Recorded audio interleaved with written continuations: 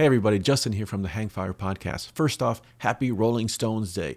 It is July 12th, 2023, and it was on this day, 61 years ago, when the Rolling Stones played their very first gig at the Marquee Club in London. They apparently got £20 for the gig, and the rest is history. Here we are, 61 years later, still talking about the band and awaiting the Stones' new album. So anyway, first off, just want to mention that I'm wearing my Stones shirt on. Hope you are too.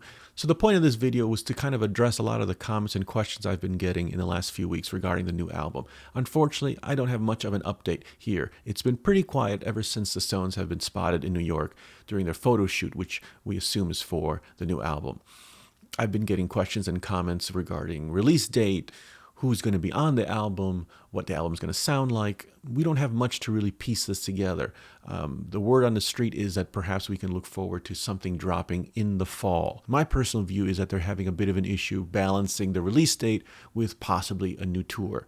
Unofficially, off the record, there was supposed to be a tour this year, but there were delays happening behind the scenes that made them have to push that to perhaps next year. With that said, I would not be surprised if they just shifted everything into next year, including the release of the album. Who knows?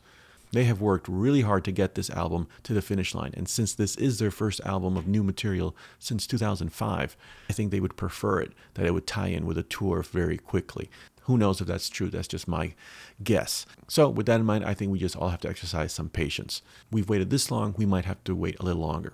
We'll see. As to what we can expect on the album, so many names and so many different people have been rumored to be on this, from who's producing it to guest stars coming on it. I think the only things that we can guarantee is that the Stones will be on them. That includes Charlie and a few other guest spots. I think it's now been confirmed that Paul McCartney will be on it, Bill Wyman will be on it, most likely no Mick Taylor. We can also expect a lot of friends of the Stones to join them, like Ben Waters, for example, who has worked with Ronnie and Charlie in the past on various blues and jazz performances. He's a great pianist and would add a lot of Ian Stewart flavor to a lot of the songs. So that's a little bit of a hint of maybe what we could expect from the music. And for the question of how much Charlie we can expect on the album, I expect a lot of Charlie will be on there. They did most of their sessions with Charlie for this album, so it would probably be no doubt that Charlie would appear on the majority of the tracks. With that being said, I would not be surprised if we get one or two tracks with Steve Jordan on them. Steve has joined them on a few sessions in the last year or so I would not be surprised if he also helps out in that department. As for who's producing the album, Don Was has been attached to many of the sessions for this album, but also names like Andrew Watts has been coming up as well, who's worked with a lot of legacy rock artists as of late, like Ozzy Osbourne, to name a few.